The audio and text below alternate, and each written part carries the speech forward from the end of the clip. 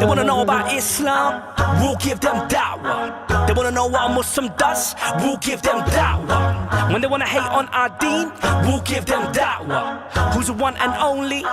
Nobody but Allah. Much. Of course, I mean, it's just about the amount of calories you take in a day and the amount of calories you lose. That's partly true, but it also is very important in terms of what calories you consume. So, for example, a donut may have the same calories as a very healthy, say, English breakfast.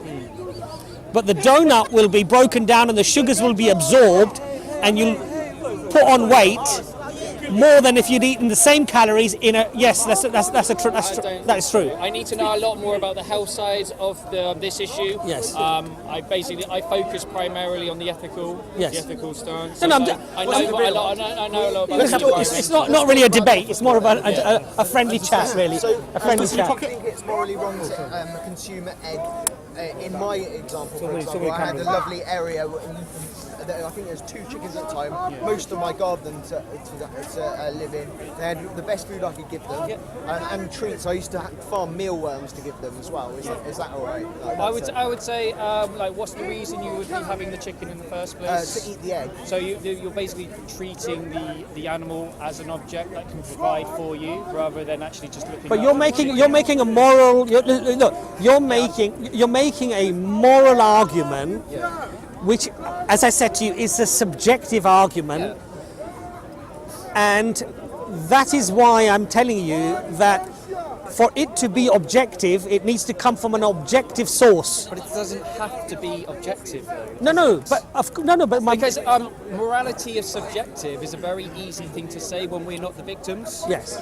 Anyone can say that. Can I say something too? What makes it alright for a lion to eat his prey, but for us to not eat meat? Okay, I would say, what's the reason the lion eats their prey? To survive, to survive. The lion has no other choice, So we know we can live off other alternatives. We know that taking the life of someone is wrong. And so if we have the alternatives to eat something that doesn't take the life. Okay, so if a lion, which is part of nature, it doesn't feel anything wrong with eating something else part of nature. Why is it wrong for us to sustain ourselves from nature? You know with the cycles, right? The cycle of nature. Energy from the sun goes to the plant, plant goes to the rabbit gets eaten by the fox is eaten by this. So why is it wrong for us to join the chain? I would say, why are we recycling the nutrients from plants for an animal's body? We can get everything we need from the plant. But that's my point. Why are we eating the animal? But Tim, we just go directly to source. Look at a plant and look at its nutrients and look at a piece of meat. Which has more protein? No plant has more protein than meat, right? No, but I mean, every single plant has protein. I think the only food source that doesn't have protein What's the best food source for us? It's meat, right? No. Our bodies are biologically designed to be eating plants. Okay, look at your team. Why do you have... No, brother, 1 second. What do you think you can do with those teeth, you're jumping a little bit too much. Look, the reality is that, and this is why I talk about first principles. Yeah. Because before we can establish a reality, we have to make sure that those first principles are correct. And if you feel that the animal is somehow equal to a human being, or that it's a life and we are a life, their life is, if their life is as precious as our life, then clearly your conclusion will always be that it's cruel, it's wrong, and it's bad. And that's why I'm saying to you is that first principle needs to be first analysed, and that has to be some form of an absolute, I believe, otherwise everything becomes subjective. So 50 years ago, Tim, you may not have had a problem with meat at all. I wouldn't have existed. I'm talking about if you had existed. Yeah. You understand my point? 100 years ago, you would have cared even less. Yeah. So it would have been the same you and the same brain, and yet your conclusions in relating to these things would have been very different. It depends where I was getting my information from and who I was talking to. But that's what I'm trying to say to you. That becomes subjective then, right? So you become a slave to nature and nurture. And the nurture would have perhaps influenced quite dramatically how you would have felt about these things, right? So for us as Muslims, what we do is that our morality, whether it's meat consumption, whether it's other laws considering the environment or food or inheritance or anything else for that matter, what it means to be alive and to live, right? That comes from a source which we believe, of course, and it's our belief, from an absolute source, which is God, which is the creator. So that's why I say to you, Tim, that what is important is to first really think about and contemplate, is there a creator? And if there is a creator, what does my creator say about these things? What does my creator say about eating an egg or eating a chicken, or how I should eat that chicken or how I should eat that egg? You understand my point? Otherwise it purely becomes a subjective reasoning based upon what people are telling you, the information that you've seen. Some of it might be accurate, some of it might not be, some of it might be exaggerated, some of it might not be. You understand my point? I understand your point. And so that's what I would ask you to do, Tim, is that go back to analysing this first principle and first concept. Is there a God? Is there a creator? If there is, what does my creator want me to do? How does my creator analyse these issues?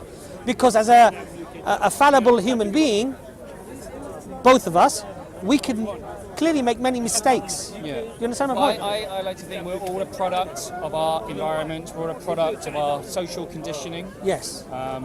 We're taught these things. Of course. Have you ever heard of a concept called speciesism before? I've heard of a concept called species, yeah. Yeah, so the idea that some lives matter Yes, more. So yes. we regard ourselves as so important Yes. that we can decide what we do to Yes. those species. Yes. That's taught to us. Yes. We're not born to Yes. be species. Yes. Like racism, sexism. Yes. It's something that's But you see, taught for us, that's taught to us by the creator. Well, I mean, So for example, Allah has Allah elevated some of his creation above others.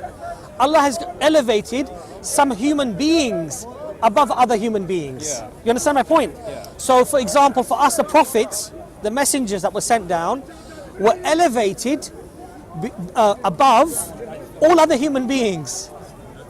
So the way that I would be allowed to speak to the Prophet of God, peace be upon him, would be very different from how maybe I'd be allowed to speak to this brother or to you. And similarly, even within a secular society, we recognize this hierarchy. So for example, you wouldn't talk to the Queen the way you talk to me. I would. Well, most people wouldn't. No, because I don't believe in royalty. Royalty's absurd. I understand. I agree. They're more important. Right, I agree with just you. because of the family. I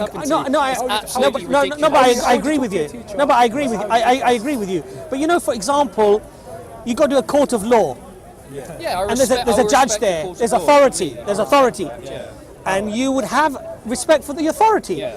Why? Because especially in that situation, that authority could potentially cause you a lot of problems if you don't show respect, right? And so similarly for Allah, we show respect and reverence to Allah because I respect everyone. No, I understand. But and the reason for that is because of who Allah is. So the one that creates everything, that sustains everything, that explains everything, we have a certain reverence and a certain love, and we are submitting ourselves to the will of the Creator. And so if the Creator says to us, there are certain things that I have created for your consumption, and certain things I have created for you to ride, and certain things to plough the fields. You understand? That was created at a time, like we've moved upon that now, haven't we? Like we've evolved, and I like to think we're constantly evolving. At the time, maybe we needed to use animals to do all those things, like for industries to increase. From which point of view, is it you point out from the killing is bad? Yes. Or you want to be merciful on animals? There's 2 points. Which one? Myself. Bad and good, there is 2 things. To know what is bad, what is good, I think it's a bit of both. both sides. So what he's asking is that is your opinion that it's somehow inherently bad, or that you shouldn't do it, Is it morally bad, for example? I'd say it was, there's a moral issue when you're taking the life of someone who has a preference to live when you don't need to do that. It's like, it's just very simple. I think people actually at times overcomplicating the vegan message. So Can you killing see is bad. there's in the nature already there, like even if we take away human, there's already going the system which is, even if we not eat, still there will be eat for with others. And Comes to this point. yeah, and about the good and bad, the build up the system in the earth, even if you, like for example, you have a planet just empty and give it to run the system, you have to put like a similar system to kill. Otherwise, will be one population will be grow up. yes. Everyone will want my population. Okay, The but thing is, it's not necessary. What is the solution? brothers, one at a time. Tim, one other thing I would actually just suggest to you is this. Do you have kids yourself? No. Okay. If you did have kids, okay, if you did have children, and if somebody killed your son, he's 5 years old, and they've killed your son, and you have a dog that's 5 years old, or a cat that's 5 years old, or a goldfish that's 5 years old, and somebody comes and kills that goldfish, would you feel the same pain and the same suffering as your child? No, of course not. No. And so even for you, there's a reality Yeah. of hierarchy. Yeah, but that's still not a justification to be taking their lives. But I agree with you. But your point was that there is somehow not this hierarchy, that there's this equality between all of I'm creation. saying like we should regard life. No, I agree. But within the concept of Islam, that concept already exists. Yeah. So how the animal should be reared, how it should be killed, how much you should consume. These things are already explained in The thing detail. is, though, now it's completely unnecessary. It's completely and utterly unnecessary to be killing animals in 2018. But- we know we can get everything we need from the plant kingdom, so that renders eating animals obsolete. It just makes it. We're doing. Hold on. We're just doing it for taste, pleasure now. The three main reasons we kill animals is taste, habit, and convenience. I agree. Yeah. I agree And with you. how can we morally justify that because of that? No. I agree with you. I agree with you. Still there. When we Well. To be fair, brother, what you could do is not rear so many sheep and so many cows, so you would actually limit the population. only That's not really an reason- argument. But what I'm trying to say to you is that that moral judgment of the fact that we don't need to eat it, and therefore it is wrong, inherently wrong. The reason why I'm saying that argument is purely subjective. And the reason why I think it's wrong is because, for me personally, is because the Creator has created certain things for a purpose for human beings.